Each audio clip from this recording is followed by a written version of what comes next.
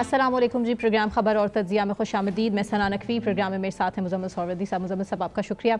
नाज़रीन, इंतहाई अफसोस के साथ खैबर पख्तूनख्वा के मुख्तलिफ अज़ला में, गिलगित बल्तिस्तान में, आज़ाद कश्मीर में क्लाउड बर्स्ट की वजह से, लैंड स्लाइडिंग की वजह से जो अभी तक बड़े पैमाने पर तबाही हुई है और जितने अफराद जान की बाजी हार गए, 70 से ज़ायद उनकी तादाद बताई जा रही है और बहुत से जो लोग हैं अभी भी लापता हैं और ज़ख्मियों की तादाद भी अभी तक सामने नहीं आ सकी है। इसके अलावा जो खैबर पख्तूनख्वा हुकूमत का हेलीकॉप्टर था जो मदद के लिए जा रहा था इन लोगों की, वो हेलीकॉप्टर भी क्रैश कर गया है जिसके नतीजे में 3 अफराद शहीद हो चुके हैं। अफसोस के साथ मुजम्मिल साहब, इतना बड़े पैमाने पर ये नुकसान है, पता नहीं कितने लोग अभी भी लापता हैं, कितनों को तो रेस्क्यू कर लिया गया है, कैसे इस सारे चीज़ को कंट्रोल किया जा सकेगा?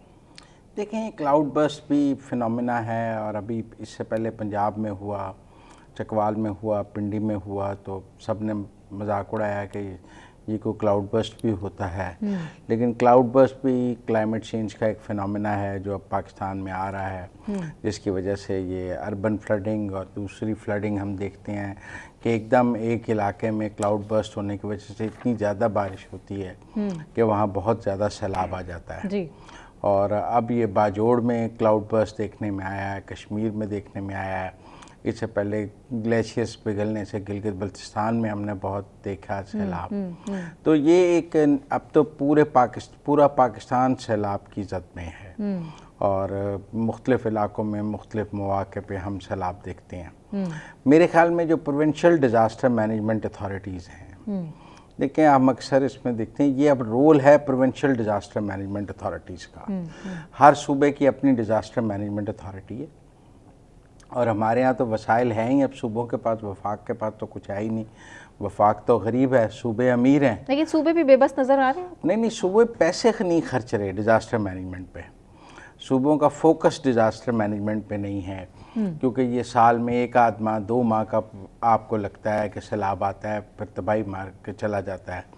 मेरे ख्याल में अब क्लाइमेट चेंज की मुख्तलिफ अशकाल से निपटने के लिए प्रोविंशियल डिज़ास्टर मैनेजमेंट अथॉरिटीज़ को अपनी अपनी जगह तैयारी करनी है और हंगामी इजलास बुलाने चाहिए। और देखिए ना कि ये अर्बन फ्लडिंग से हमें निपटना है जी। अभी हमें दरिया सवात पर वो तजावज़ात के हवाले से जो वो लोग, आपको याद है डस्का की जो फैमिली दरिया में फंस गई थी जी, और उसके हुआ, तो उसके बाद दरिया सवात से तजावज़ात ख़त्म करने के हवाले से मुख्तलिफ जगह पर हमें अपने बरसाती नाले ठीक करने होंगे, सीवरेज ठीक करना होगा, पानी के निकास का ऐसा निज़ाम बनाना होगा कि ये जो फ्लडिंग है इसको कंट्रोल किया जा सके। खस्ता हाल बिल्डिंग्स को ठीक करना होगा।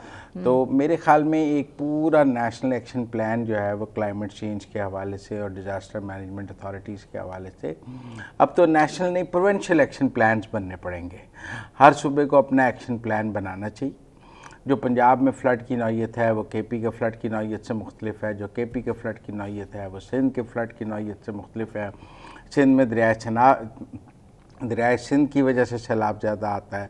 तो मेरे ख़्याल में ये अब प्रोविंशियल डिज़ास्टर मैनेजमेंट अथॉरिटीज़ को अपने अपने एक्शन प्लान सूबों के हवाले से बनाने चाहिए और हमें सूबों को ज़िम्मेदार ठहराना चाहिए। देखिए, सैलाब तो एक क्लाइमेट चेंज है, एक नेचुरल फिनोमिना है, अब आज कुदरती आफत है, अब आपको पता नहीं होता। क्लाउड बर्स्ट का भी कोई इतना पहले से टेक्नोलॉजी का दौर है, पहले से अब बहुत सी चीज़ों को प्रेडिक्ट किया जा सकता है। मुझे नहीं पता क्लाउड बर्स्ट का भी पहले बताया जा सकता है या नहीं बताया जा सकता है कि ये यकदम होता है। आप बात समझे ना कि जी बाकी बारिशों का तो पहले फोरकास्ट आ जाती है, मेट्रोलॉजी डिपार्टमेंट को हमें एडवांस करना पड़ेगा। लेकिन टेक्निकल बात ये है कि मैं समझता हूँ कि जो सूबे हैं इन्हें हर साल अब सैलाब आता है, अब हमें सूबों को जवाबदेह ठहराना पड़ेगा और भारी बजट इसके लिए ताकि आइंदा इस साल जो तबाही हुई है अगले साल वो ना हो, इसके लिए सूबों को पूरा साल काम करना पड़ेगा। ये ठीक है कि सब एक साल, 1 महीने के लिए, 2 महीने के लिए सैलाब आते हैं, फिर चला जाता है पानी को पूरा साल खड़ा थोड़ी रहता है, बारिशें को पूरा साल थोड़ी होती रहती हैं, सीजनल थिंग है। लेकिन नुकसान ऐसा कर जाती है कि लोग कई साल, कई दहाइयाँ पीछे चले जाते हैं, जानों का नुकसान हो जाता है। सिंध में अभी तक देखा कि अभी तक भरपाई नहीं हो सकी है, लोगों की मकानात नहीं बन सके हैं। तो इसलिए मेरे ख्याल में ये हेलीकॉप्टर के क्रैश का भी बड़ा दिलखराश वाक़या है। याद है आपको जब सवात में वो फैमिली फंस गई थी तो हम सब कह रहे थे कि किसी हेलीकॉप्टर क्यों नहीं पहुंचा मदद के लिए, क्यों नहीं पहुंचा, और आज जब दिया गया है तो वो क्रैश कर गया है क्योंकि वेदर बहुत ख़राब था और उस ख़राब वेदर में वो हेलीकॉप्टर क्रैश कर गया। तो ये सब कुदरती आफात हैं, उनसे हमें एक तो अल्लाह ताला से माफ़ी भी मांगनी चाहिए, पाकिस्तान इसकी गिरफ्त में है इस वक्त, और दूसरा इनसे निपटने के लिए तैयारी भी करनी चाहिए, क्योंकि पूरी दुनिया एक क्लाइमेट चेंज के साइकिल से गुजर रही है। जो क्लाइमेट चेंज का साइकिल है वो ठीक है कि पाकिस्तान ज़्यादा गुजर रहा है, लेकिन पूरी दुनिया इसमें से गुजर रही है और पूरी दुनिया में क्लाइमेट चेंज जो है वो नज़र आ रहा है। ऐसी बात नहीं है, अमेरिका में कैलिफोर्निया में इतना बड़ा सर आया, सब कुछ हुआ, तूफ़ान आया, सब कुछ हुआ, दुनिया भर में इससे निपटने की कोशिश की जा रही है। पाकिस्तान को भी कोशिश करनी चाहिए और सूबों को अपने ज़्यादा से ज़्यादा फंड इसके ऊपर। डेवलप्ड कंट्रीज़ में तो नुकसान की भरपाई कुछ ही दिनों में, कुछ ही महीनों में हो जाती है, लेकिन हमारे मुल्क में बदकिस्मती से कई कई साल लग जाते हैं और लोगों की जो इस टाइम इमलाक, दुकानें, लोगों के घर, लोगों की जो ट्रांसपोर्टेशन का एक ज़रिया थे, लोगों के सब कुछ तबाह हो चुका है।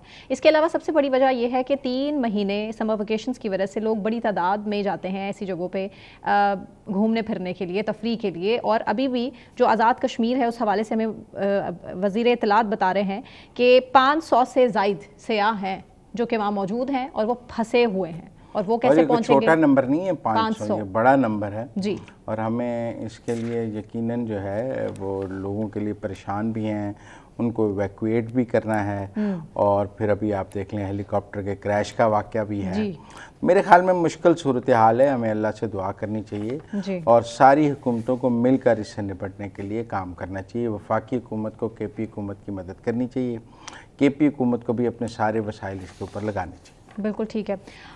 मुज़म्मिल साहब, बात कर लेते हैं तहरीक इंसाफ के एहतजाज के हवाले से। तहरीक इंसाफ गुज़श्ता दिन 14 अगस्त वाले दिन एहतजाज की कॉल थी तहरीक इंसाफ की तरफ से, और सूरत हाल हमारे सामने थी जो सोशल मीडिया के ज़रिए हम लोगों ने देखी। बहुत सी वीडियोज़ हमारे सामने थी। वैसे तो बहुत कम लोग जो है एहतजाज की नीयत से निकले थे, तहरीक इंसाफ ने भी क्लियर किया इस हवाले से। जब आपने बहुत कम कहा है तो इसका मतलब है हुआ ही नहीं, क्योंकि अगर थोड़ा सा भी हुआ हो तो आप उसको बड़ा बना के पेश करती हैं। उसकी मैं रीज़न बताने लगी हूँ आपको। एहतजाज तो अव्वल बहुत कम हुआ, और जो एहतजाज करने की नीयत से निकले, पुलिस वालों ने उनके झंडे पकड़े, वीडियो मंजर आम पर। लोगों के साथ पुलिस ने बदतमीजी की, वीडियो मंजर आम पर। पुलिस ने लाठी चार्ज किया, यहाँ तक कि खवातीन बच्चों तक से बदतमीजी की, वीडियो मंजर आम पर। तो कैसे, अब ये पता नहीं मैं कैसे लोग अपने जो है वो एहतजाज का हक इस्तेमाल कर सकते हैं? यानी कि पीटीआई वाले किस तरह पे एहतजाज करेंगे? मैं तो समझ से बाहर है कि एहतजाज करने नहीं दिया जा रहा, और दूसरी तरफ कहा जा रहा है एहतजाज के लिए निकले थे। How you will manage? एक तो यौम आज़ादी एहतजाज का कोई दिन नहीं है, अच्छा, आज़ादी का दिन है, तो और मेरे ख्याल में इसको सियासत से बालतर होकर मनाना चाहिए, और ये पाकिस्तान की आज़ादी का दिन है। दूसरी बात यह है कि बहुत सारी जो वीडियोज़ हैं वो फेक भी हो रही हैं और सारी ऑथेंटिक भी नहीं हैं। जो एहतजाज की रैलीज के कह रहे हैं, रैलीज की हैं, वो ऐसा कुछ हुआ भी नहीं है। और जो पुलिस कर रही है, और जो एक आधा कोई वाकया आप कह रही हैं, एक आधा पूरे मुल्क में वाकया है, यकीनन वो ऐसी जगह होगी जहाँ पर मतलब वो अनरेस्ट होगा या उसकी वजह से बदअमनी का खतरा होगा, पीटीआई के झंडे की वजह से, सर्टनली नारेबाजी की वजह से। आप दूसरी तरफ से लोग भी नारेबाजी लगाते हैं। आप ये तो नहीं समझते ना कि मुल्क सिर्फ पीटीआई वालों का है। अच्छा, मतलब बाकी लोग भी तो इस मुल्क में रहते हैं ना, कि सिर्फ पीटीआई वालों को नारे लग का फिर मुकाबला शुरू हो जाता है, फिर सड़क पर दंगा मुश्ती शुरू हो जाती है। तो पुलिस का काम है अमन अमान कायम रखना। नहीं, ऐसी वीडियो नहीं है कोई। नहीं, इसका इम्कान तो मौजूद है ना। अच्छा। कि जी देखें, दोनों तरफ के लोग सड़कों पर मौजूद होते हैं। आप अपना झंडा निकालेंगे, दूसरा अपना झंडा निकालेगा, आप अपना नारा लगाएंगे, दूसरा अपना नारा लगाएगा। तो जब लोग सड़क पर पाकिस्तान की आज़ादी का जश्न मनाने निकले हुए हैं, तो पहली बात तो ये है कि उसको मेरे ख्याल में कि सियासत की नज़र नहीं करना चाहिए। अच्छा, दूसरी मेरी ये ख्याल है कि बहुत सारी ये एहतजाज बहुत ही नाकाम हुआ, क्योंकि मैं भी काफ़ी लाहौर की सड़कों पे फिरता रहा और मैंने देखा शाम को कि ड्राइव करके लाहौर की सड़कों पर, दिन में भी देखा कल सारा दिन, लेकिन मुझे तो कोई बंदा पीटीआई का झंडा लेके लाहौर की सड़कों पर नज़र नहीं आया, और मुझे तो कोई माल रोड पे, लिबर्टी चौक पे कहीं कोई नज़र नहीं आया, और मुझे तो लोग सिर्फ पाकिस्तान के झंडे के साथ नज़र आए। मुझे लगता है ये एक नाकाम तरीन कॉल थी पीटीआई की, जिसे लोगों ने बिल्कुल बाय नहीं किया, लोगों ने इसके ऊपर बिल्कुल रिएक्ट नहीं किया और लोगों ने इसका बिल्कुल साथ नहीं दिया। अच्छा, शेख वकास साहब कह रहे हैं कि लोगों की एक लहर थी जिसने सड़कों पर निकल के बताया कि अवाम इमरान खान के साथ खड़ी है, जबकि बैरिस्टर गौहर ने कहा कि ये किसी एहतजाज की कॉल नहीं थी बल्कि हकीकी आज़ादी के नाम पर जश्न मनाया था। मुझे नहीं पता लगा कहाँ थी। खुद शेख वकास अकरम साहब भी KP से निकल नहीं पा रहे, कौमी असम्बली के इजलास तक नहीं पहुँच पा रहे थे, उन्हें लाहौर की सड़कें या पंजाब की सड़कें कहाँ नजर आईं। मेरे ख्याल में ये एक नाकाम कॉल। ब्रेक लेते हैं मुजम्मिल साहब, ब्रेक से वापस आने के बाद कंटिन्यू करेंगे, हमारे साथ रहिए।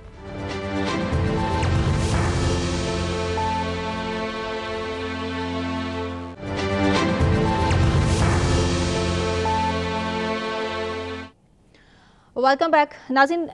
डोनाल्ड ट्रंप ने रूस और यूक्रेन को पाक भारत जंग बंदी से सबक सीखने का मशवरा दिया है और इसी हवाले से अमेरिकी सदर ट्रंप की भी और रूसी सदर पुतिन की भी बड़ी अहम मुलाकात होने जा रही है। और इस अहम मुलाकात के असरात क्या होंगे रूस और यूक्रेन जंग पर, ये तो आने वाला वक्त ही बताएगा। लेकिन बात हम करेंगे इस पर कि ट्रंप पुतिन मुज़ाकरात अगर नाकाम हो जाते हैं तो फिर भारत के लिए कितनी परेशानी होगी। मुजम्मिल साहब स्टूडियोज़ में हमारे साथ मौजूद हैं, जबकि एजाज अहमद चौधरी साहब हैं, साबिक सेक्रेटरी खारजा, उन्होंने भी हमें ज्वाइन किया है। एजाज साहब thank you so much join करने के लिए। मुजम्मिल साहब ओवर टू यू। अस्सलाम वालेकुम। एजाज चौधरी साहब, इस मुलाकात से पहले ट्रंप से यूरोप के 10 सरबराहान मुमलिकत ने एक वर्चुअल कॉन्फ्रेंस की जिसमें पूरा यूरोप जो था वो ट्रंप से बात कर रहा था, लेकिन शायद ट्रंप ज़ेलेंस्की को इस मीटिंग में शामिल करने पर नहीं माने। और अब ये पुतिन ट्रंप मुलाकात है, आपको सीज फायर लगता है कि यूक्रेन का सीज फायर पुतिन और ट्रंप अनाउंस कर देंगे? अगर तो पुतिन की शराइत मान लेते हैं, which will be a big climb down. देखिए आधा तो क्लाइम डाउन कर चुका है अमेरिका, तो यूरोप का साथ छोड़ दिया उसने। लेकिन वो तो ये जो उसकी शराइत हैं उसमें तो जो ईस्टर्न यूक्रेन जिस पे वो कब्जा कर चुका है वो कब्जा रहेगा। फिर वो ये भी गारंटीज मांगेगा कि ये नेटो का कोई हिस्सा नहीं बनेगा जो यूक्रेन है। और मैं नहीं समझता कि यूरोप और ज़ेलेंस्की जिन्होंने इतना इन्वेस्ट कर लिया इस जंग में वो एकदम से मानेंगे। तो डोनाल्ड ट्रंप के लिए बहुत बड़ा रिस्क होगा कि वो सिर्फ इसलिए उसके सामने ऑलमोस्ट सरेंडर वाला हिसाब होगा पुतिन के सामने, जो उनके लिए मेरे ख्याल में उसके एडवाइजर नहीं है। तो मैं कोई इतनी ब्रेक थ्रू देख नहीं रहा जी, मुझे नजर नहीं आ रहा, क्योंकि शराइत जो है ना पुतिन नहीं मानने लगा अपनी शराइत के बगैर। और डोनाल्ड ट्रंप साहब के लिए बहुत बड़ा क्लाइम डाउन होगा, पहले ही बहुत वो नीचे जा चुके हैं। तो इसलिए मुझे कोई ऐसा नजर है, हाँ ये जरूर हो सकता है कि एक प्रोसेस शुरू हो जाए, उस प्रोसेस में वो कहेंगे अच्छा जी ये गारंटीज जो मैं मांग रहा हूँ इसके लिए आप कंसल्टेशन करें ताकि ज़ेलेंस्की और बाकी यूरोपियंस भी राजी हो जाएं। अगर वो प्रोसेस शुरू हो जाता है तो वो भी मेरे ख्याल में डोनाल्ड ट्रंप की जीत होगी। नहीं, पर आप देखें ना, इस मुलाकात से पहले स्टीव विटकॉफ मॉस्को गए और वो क्रेमलिन से बाहर निकलते हुए सबको नज़र आए। तो ये जो स्टीव विटकॉफ का जाना है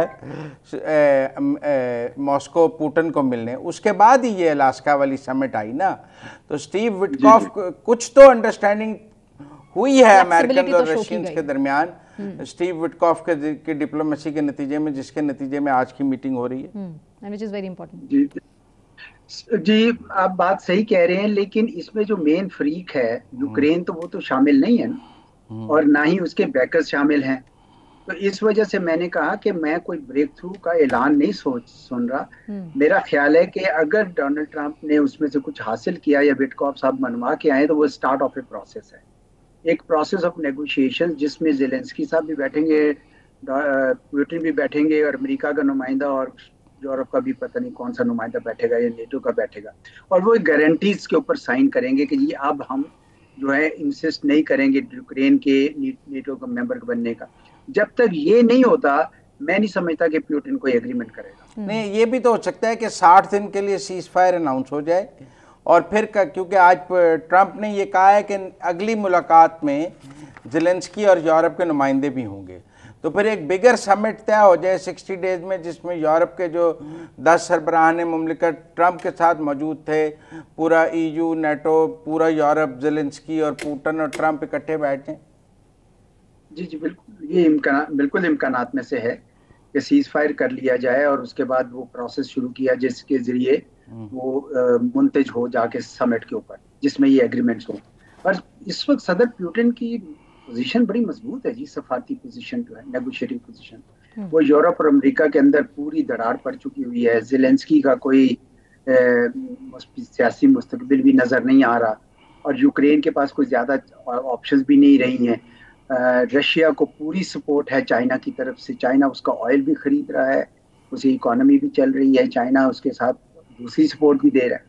तो इस वजह से वो पोजीशन ऑफ स्ट्रेंथ से नेगोशिएट कर रहा है। ये आपकी बात सही है, मैं आपकी इस बात से इत्तेफाक करता हूँ कि ये इम्कानात में से है, सीज फायर हो और एक प्रोसेस शुरू हो जाए नेगोशिएशंस का, जो शायद उस समिट पे मुंतज हो, जिसमें ये ऐलान किया जाए कि ये जंग बंद हो जाए। ये याद रखिए कि ट्रंप इस वक्त ये बहुत शिद्दत से चाहता है कि हिंदुस्तान पाकिस्तान की जंग रोकने के बाद वो वहां पे भी अगर जंग रुकवा लेता है तो उसको एक बहुत बड़ा एक जिसे ना पर्सनल उसकी ईगो जो है उसकी मसाज हो जाएगी कि मैं ये करवा लिया। वो तो बड़े अरसे से ख्वाहिश। लेकिन अगर सीज फायर पे मान जाए पुतिन ट्रम्प के कहने पे कि हम एक सीज फायर करते हैं जो फिर एक्सटेंड होता रहे, जैसे पाकिस्तान इंडिया का सीज फायर हुआ और वो एक्सटेंड होता जा रहा है, एक सीज फायर हो जाए, एक्सटेंड हो जाए, बाद में कोई ब्रेक थ्रू ना भी हो और वो सीज फायर चलता रहे, तो पुतिन ने इतना रकबा तो कब्जा कर लिया हुआ है कि वो सीज फायर के बाद वो अपना रकबा कंसोलिडेट कर लेगा, जंग बंद करके उन इलाकों में अपनी कंसोलिडेशन कर लेगा।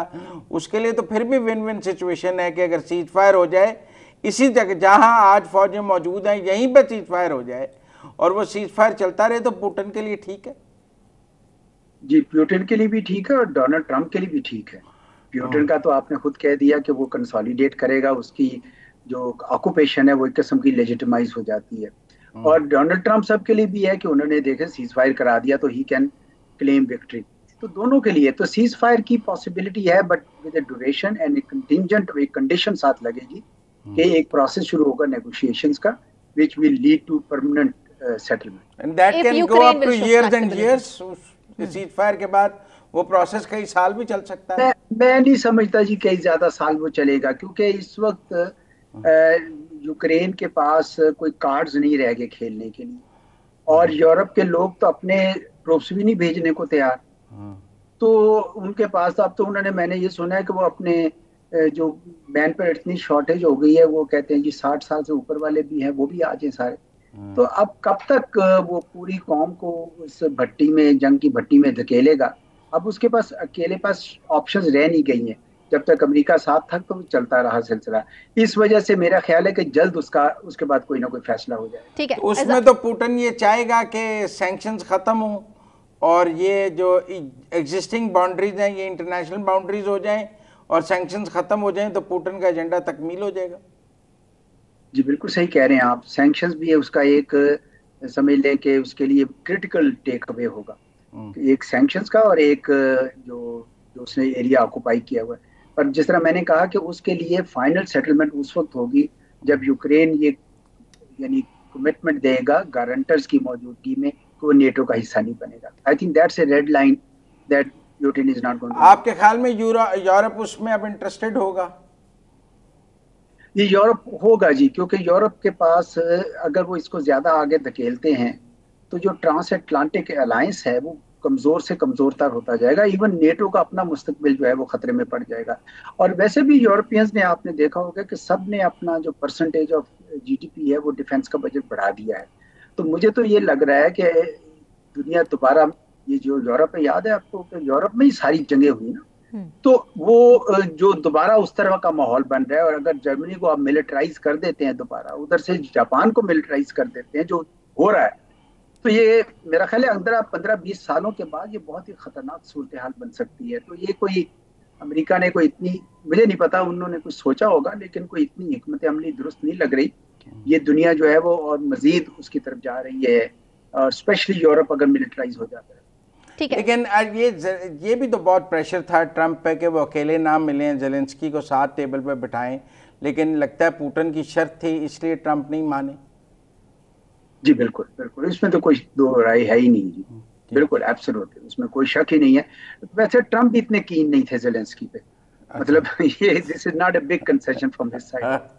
अच्छा एजाज साहब, इंडिया के लिए कितनी मुश्किल खड़ी होती नज़र आ रही है आपको, क्योंकि अमेरिका की तरफ से ही एक वार्निंग है। अमेरिकी वज़ीर ख़जाना ने कहा है कि अमेरिका ने जो इजाफी 25% टैरिफ भारत पर लगाए वो मज़ीद बढ़ाए भी जा सकते हैं अगर ट्रंप पुतिन मुज़ाकरात नाकाम होते हैं तो। जी देखिए, भारत ने जरूरत से ज्यादा अपनी यानी क्लेवर बाय हाफ, जरूरत से ज्यादा स्मार्टनेस दिखाने की कोशिश की। ट्रू। और स्ट्रेटेजिक ऑटोनॉमी का नारा लगाया, जबकि स्ट्रेटेजिक ऑटोनॉमी बन नहीं सकती थी। आप पिछले 2 दहाइयों से अमेरिका से सारे किस्म के, आपने, आपको पता है, लॉजिस्टिक्स में लिमोआ किया, कम्युनिकेशंस में आपने कमुकासा किया, बैका किया, जो स्पेशल इंटेलिजेंस ले रहे हैं, सारा कुछ तो उनसे ले रहे थे। और साथ ही साथ आप रूस के साथ भी करना चाह रहे हैं और अब तो चीन के साथ भी आप करना चाह रहे हैं। तो नेचुरली अमेरिकन बहुत ऑफेंड हुए, और साथ ही साथ ये भी एक बहुत बड़ा उनको गम है, जिसका वो जिक्र शायद इतना नहीं करते हैं, कि वो क्लेम कर रहे हैं विक्ट्री के जी हमने इनका सीजफायर कराया, और ये मानने को तैयार नहीं है। इसलिए हिंदुस्तान के साथ जो है वो काफी खटपट हो गई है। अगर चाहे ट्रेड डील होने के बाद अगर वो हो जाती है तो मैं समझता हूँ कि हालात काफी हद तक अमेरिका और हिंदुस्तान के नॉर्मलाइज होंगे। लेकिन हिंदुस्तान के अंदर जो पब्लिक ओपिनियन है वो बहुत खिलाफ होता जा रहा है। उनको ये महसूस हो रहा है कि अमेरिका रिलायबल पार्टनर नहीं है, हमने खामखा इसका इतना ज्यादा साथ दिया, ट्रेडिशनली भी नहीं थे। तो हिंदुस्तान के लिए कोई मुझे विन विन ऑप्शंस नजर नहीं आ रही। थोड़ी नॉर्मैलिटी तो उनकी आएगी। आपको पता है कि वहाँ बाई पार्टीजन कंसेंसस है उनकी कांग्रेस में कि हिंदुस्तान के साथ हमने ताल्लुकात को बढ़ाना है, और वहाँ पे हिंदुस्तान की जो कॉन्स्टिट्यूएंसीज हैं, जो उनके लॉबिस्ट हैं, जो उनकी डायस्पोरा है, जो उनकी वहाँ पे स्ट्रेंथ है, वो भी बहुत ज्यादा है। तो इस वजह से वो सारे भी इस वक्त एक सदमे की कैफियत से हैं। तो कुछ तो वापस पेंडुलम आएगा, लेकिन क्या हिंदुस्तान इस हद तक अब जाएगा कि ब्रिक्स छोड़ दे? मेरा नहीं ख्याल। आई थिंक अब वो अपनी ऑप्शंस जो है अमेरिका के पलड़े में मुकम्मल तौर पर नहीं डालेंगे, लेकिन ब्रिक्स के अंदर भी अब उनकी जगह तंग हुई है, क्योंकि रूस और चीन को भी हिंदुस्तान के मुतालिक थोड़े से शकूक पैदा हो गए हैं कि ये हमारे साथ भी खेलते हैं और उधर भी खेलते हैं। तो हिंदुस्तान के लिए कोई बहुत विन विन सिचुएशन नहीं है, और ये थोड़ी खतरनाक इसलिए भी है क्योंकि मोदी पहले ही डेस्परेट हो रहा है, अंदरूनी तौर पे भी आपको पता है और बैरूनी तौर पे भी। तो ऐसे में कुछ तो करेगा। अब तो वो बिहार के इलेक्शंस के लिए इतना डेस्परेट है कि वो इलेक्शन कमीशन के जो रूल्स हैं उसके साथ मैनिपुलेट करने की कोशिश कर रहा था, जिसपे राहुल गांधी को पहले पकड़ा और फिर छोड़ दिया। तो ये लगता ही है कि वो हर हाल में वो जंग वो जीतना चाहता है। उसके लिए शायद वो पाकिस्तान बैशिंग करे, पाकिस्तान पे छोटा मोटा कोई हमला भी करे। आपको तो पता है कि 11 अगस्त को उनके आर्मी चीफ ने बयान भी दिया कि जी अगली जंग जो है वो नजदीक है। तो हमें तो अभी चौकन्ना रहना होगा। पहले तो ट्रेलर था अकॉर्डिंग टू देम। ठीक है, बहुत शुक्रिया एजाज साहब, थैंक यू सो मच। मुझे सब ब्रेक लेते हैं, ब्रेक से वापस आने के बाद कंटिन्यू करेंगे हमारे।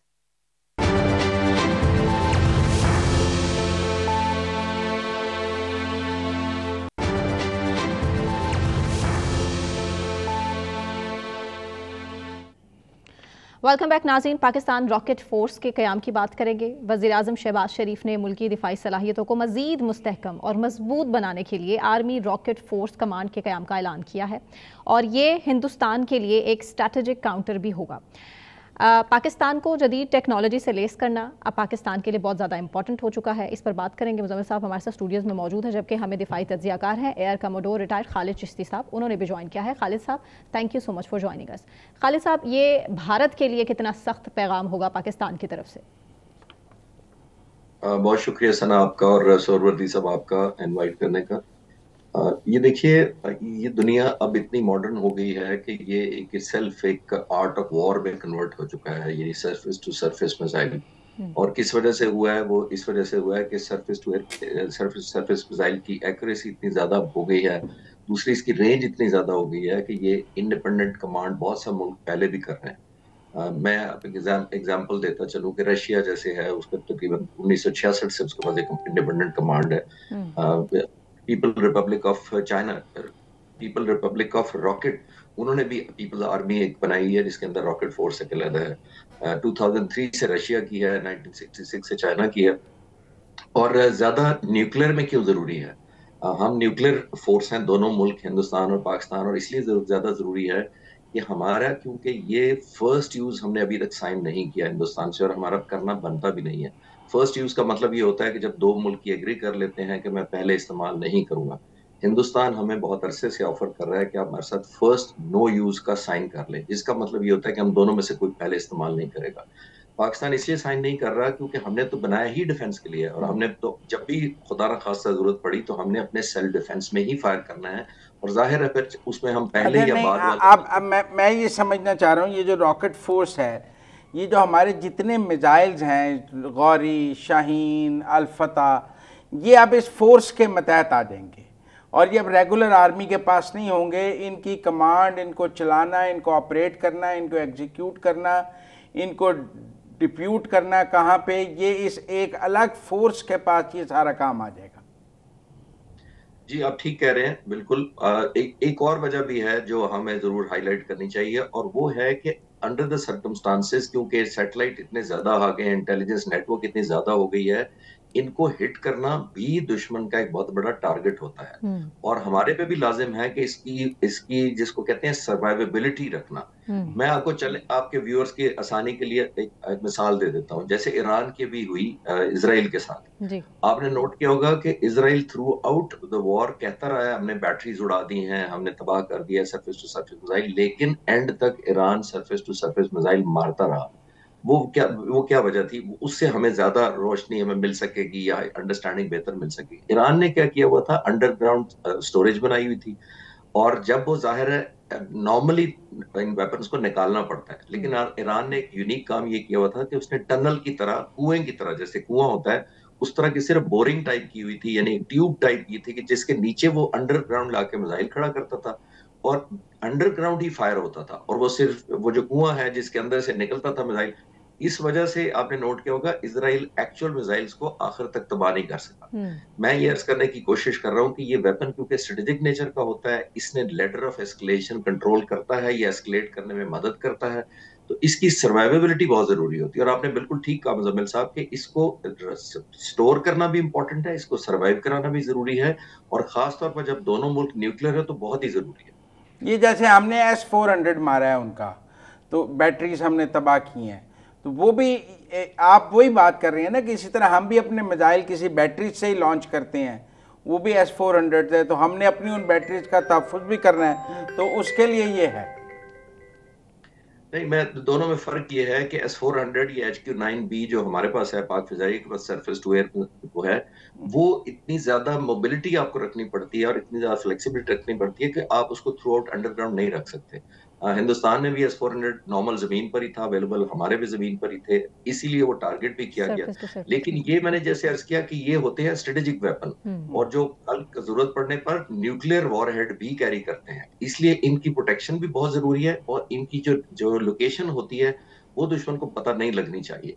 हमारा जो S-400 जो हमने मारा है, हम थ्रू आउट डिजिटल फुटप्रिंट एक एक लम्हे का ले रहे थे S-400 का, ताकि हमें एग्जैक्ट पता लगे। ये मूव कर दिया जाता है, एक जगह पर रखा नहीं जाता है। ये जो वेपन होता है जिसकी S-400 की आप बात कर रहे हैं, या जो HQ-9B है, इसके अंदर फ्लेक्सिबिलिटी बड़ी होती है, इसकी हाइडिंग होती है, इसकी लोकेशन दुश्मन को नहीं देते। लेकिन सैटेलाइट अगर आपके पास है तो आप बहुत अच्छी पोजीशन में होते हैं टू नो कि ये मिसाइल जो कहाँ डिप्लॉयड है। न्यूक्लियर में और ये बैलिस्टिक में थोड़ा सा फर्क है, ये मैं समझता हूं। तो अब ये जो फोर्स होगी, रॉकेट फोर्स जो हम बना रहे हैं, ये ओवरलैप करेगी between army and air force, joint होगी दोनों की, क्योंकि मिसाइल्स तो दोनों यूज कर रहे हैं ना। ये आपने अच्छा आइडिया दिया है। ये मोस्टली कंट्रोल करती है सरफेस टू सरफेस। ये जो S-400 आप रिलेट कर रहे हैं वो डायरेक्ट इस कैटेगरी में नहीं आता, वो सेल्फ डिफेंस या एयर डिफेंस कैटेगरी में आता है। एयर डिफेंस को जो है वो कुछ पोर्शन पाकिस्तान एयरफोर्स के पास है, कुछ जो लोकल फील्ड में जो कमांडर्स होते हैं आर्मी के उनके पास भी है। दोनों हम मिक्स नहीं कर सकते। जो S-400 HQ-9B है वो आता है एयर डिफेंस कैटेगरी में, जिसका मतलब है कि जब दुश्मन हवा से हमलावर होगा या कोई मिसाइल या कोई भी चीज, तो जमीन से फायर करके उसको हवा में तबाह किया जाएगा। जो रॉकेट हम बात कर रहे हैं ये है सरफेस टू सरफेस, यानी कि आपने यहां से मारा। आपने एक और चीज नोट की होगी कि अभी हमारा बयान आया है, हमारी तरफ से ये भी कहा जा रहा है कि अब इंडिया को वेस्टवर्ड भी हमने दैट मींस इंडिया, हमारा जो वेस्ट है उस तरफ से भी हम हमलावर होंगे, जो बांग्लादेश साइड की बॉर्डर बनती है। आमतौर पर ये होता था मुजम्मिल साहब कि हिंदुस्तान इतना बड़ा है, उसकी स्ट्रेटेजिक डेप्थ इतनी ज्यादा है कि जब जंग होती थी या एस्केलेशन होती थी तो सिर्फ जो हिंदुस्तान की वेस्टर्न साइड है उसी को पता होता था कि पाकिस्तान के ईस्टर्न बॉर्डर पर, हमारी तरफ से जो ईस्टर्न बॉर्डर है वहां पे कोई कॉन्फ्लिक्ट हो रहा है। जो वेस्टर्न साइड है, जो बांग्लादेश साइड है, उसको नहीं पता होता था, क्योंकि वहां इंडस्ट्री भी चल रही होती थी, कारोबार भी हो रहे होते थे, उधर लाइफ थ्रेट नहीं होती थी। कि बहुत सारे इन्होंने स्ट्रेटेजिक अपने एसेट्स या इस तरह के ईस्ट और उस तरफ डिप्लॉय किए होते थे। तो अब पाकिस्तान ये भी क्वेश्चन कर रहा है कि अगर हिंदुस्तान ने वहां से जंग की तो हम ओपोनेंट साइड पे, यानी जो इसकी स्ट्रेटेजिक डेप्थ है वहां से शुरू करेंगे, जिसका मतलब है कि बैलेंस हिंदुस्तान के लिए क्रिएट करना मुश्किल होगा, या सिक्योर करना कि हम हर जगह को हिट करेंगे और किस चीज से हिट करेंगे। वो मोस्ट लाइकली होता है सरफेस टू सरफेस मिसाइल के, जिसकी हमारी तकरीबन 2 से 2,500 किलोमीटर हमारे वेपन्स की जो रेंज है वो है। ठीक है। अच्छा, अब हमारे कुछ ये जो मिसाइल्स की प्रोडक्शन है और इसकी ये एसपीडी भी देख रही है ना, एसपीडी इसको देख रही है ये, तो ये एसपीडी जो है वो प्रोडक्शन देखेगी और रॉकेट फोर्स उनकी एग्जीक्यूशन देखेगी, ये डिवीजन बन रही है।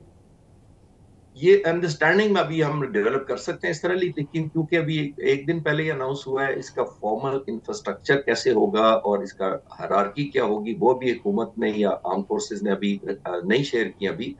तो मोस्ट प्रोबेबली स्ट्रेटेजिक एसपीडी, जिसको आपके स्ट्रेटेजिक प्लानिंग डिवीजन आमतौर पर प्लानिंग करता है उसकी मैन्युफैक्चरिंग में और उसकी इवन साइट्स पे और उसकी स्टोरेज वगैरह में, लेकिन डिप्लॉयमेंट है ये अभी जब हायरार्की आएगी तो जब देखा जाएगा कि आया एसपीडी को उसके नीचे कर दिया गया है, दैट मींस एक ही कमांडर है जो डेवलप भी करता है, कंसीव करता है, डिप्लॉय करता है और जंग के अंदर ऑब्वियसली इस्तेमाल करता है, या एक इंडिपेंडेंट इंफ्रास्ट्रक्चर है कि जब तैयार हो जाते हैं तो तब एसपीडी उनको हवाले करेगी। ये भी देखना पड़ेगा अभी आने वाले वक्तों में जब इसकी हायरार्की नोटिफाई की जाएगी, क्योंकि बहुत से लोग कह रहे हैं कि it will be like a core now, एक और कोर का इजाफा हो गया, हमारी एक स्ट्राइक कोर होगी रॉकेट फोर्स। आप एग्री करते हैं कि एक 3 स्टार जनरल होगा और एक स्ट्राइक कोर बन जाएगी? जैसे मैंने कहा कि अभी फॉर्मली नहीं आया, लेकिन जाहिर है एक इंडिपेंडेंट इंफ्रास्ट्रक्चर होगा, उसका एक कमांडर भी होगा, वो किस रैंक का होगा प्रोबेबली लिटिल अर्ली टू से। क्योंकि बहुत से लोग कह रहे हैं कि इसमें नेवी और एयरफोर्स की भी कोलैबोरेशन चाहिए होगी, तो फिर ये चेयरमैन जॉइंट फोर्स का जो वो सेक्रेटेरिएट है उसमें हो सकता है, या इसके नीचे एक नेवी का डिप्टी कमांडर और एक एयरफोर्स का हो और ऊपर एक 3 स्टार हो। इस किस्म की बहुत सी हायरार्की भी तजवीज़ की जा रही। जी, बहुत सारी ऑप्शंस हैं। मेरा ख्याल है अभी फॉर्मुलेट, मुझे लगता है कि अभी फॉर्मुलेट नहीं किया, फाइनल नहीं किया, अभी अनाउंस किया हमने, हिंदुस्तान को एक मैसेज भी दिया है। ये और रातों रात नहीं होता, बिकॉज इसकी इसका स्ट्रक्चर देखना पड़ेगा, इवन न्यूक्लियर वॉरहेड्स को भी देखना पड़ेगा कि कैसे होंगे, कितना बड़ा कमांडर होना चाहिए, वो सारी इंटीग्रेशन प्रॉब्ली अब शुरू होगा उस पर डेलिब्रेशन। लेकिन आपने सही कहा कि ये भी पॉसिबिलिटी है जो हम डिस्कस करें। बहुत शुक्रिया चिश्ती साहब, thank you so much. Muzammil साहब आपका भी बहुत शुक्रिया। इसी के साथ मुझे सना नकवी को इजाज़त दीजिए, अपना बहुत ख्याल रखिए, अल्लाह हाफ़िज़।